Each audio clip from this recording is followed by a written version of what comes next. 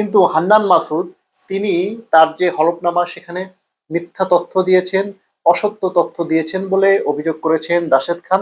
যদিও রাশেদ খান তার সেই ফেসবুক পোস্টের মাধ্যমে এই বিষয়গুলো তুলে ধরেছেন।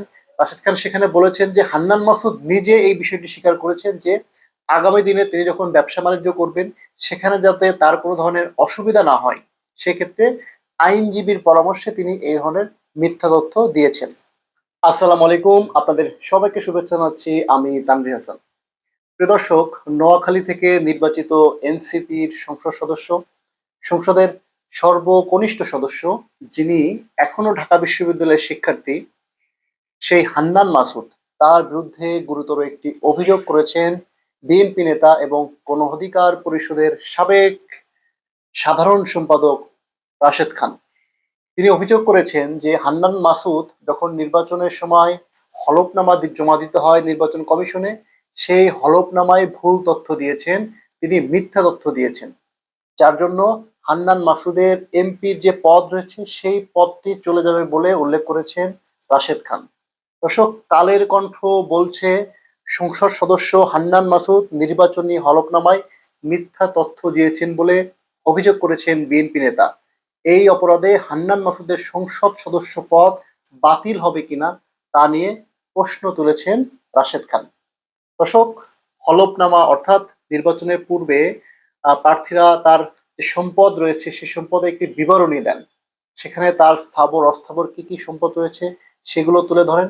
কিন্তু হান্নান মাসুদ তিনি তার যে হলফনামা সেখানে মিথ্যা তথ্য দিয়েছেন, অসত্য তথ্য দিয়েছেন বলে অভিযোগ করেছেন রাশেদ খান।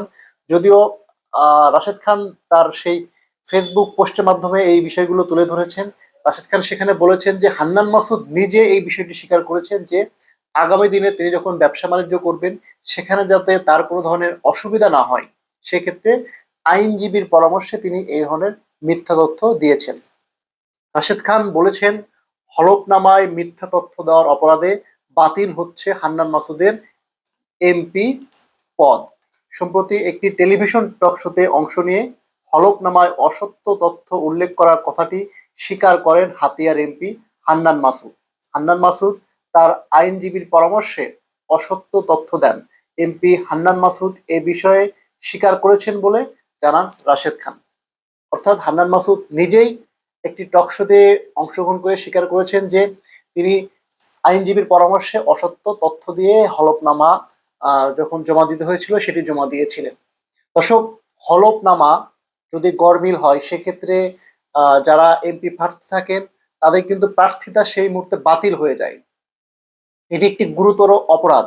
একজন প্রার্থীর কি কি সম্পত্তি রয়েছে, তার কি কি স্থাবর অস্থাবর সম্পদ রয়েছে সেগুলো এই হলফনামার মাধ্যমে তুলে ধরা হয়। কিন্তু একজন প্রার্থী যখন এইসব তথ্য ভুল দেন তখন তার যে প্রার্থিতা সেটি বাতিল করা হয়। এবং হান্নান মাসুদ এখন নিজেই স্বীকার করলেন যে তিনি মিথ্যা তথ্য দিয়ে, অসত্য তথ্য দিয়ে তার হলফনামা তিনি তৈরি করেছিলেন, যার জন্য তার এমপি পদ চলে যেতে পারে বলে রাশেদ খান বলছেন। আসলে এই বিষয়ে আইনে কি বলা আছে সেই বিষয়টি আমার জানা নাই, তবে নির্বাচন কমিশনের উচিত এই বিষয়টি খতিয়ে দেখা এবং আইনে যদি থাকে যে নির্বাচিত হওয়ার পরেও যদি প্রমাণিত হয় যে হলফনামায় মিথ্যা তথ্য দিলে তার এমপি পদ চলে যাবে, তাহলে অবশ্যই এই হান্নান মাসুদের এমপি পদ চলে যাওয়া উচিত। এবং শুধু এমপি পদ চলে গেলে হবে না, তিনি জনগণের সঙ্গে প্রতারণা করে এমপি নির্বাচিত হয়েছেন, যেহেতু তিনি তার সম্পদের তথ্য গোপন করেছেন, এর জন্য তাকে শাস্তির আওতায় আনা উচিত বলে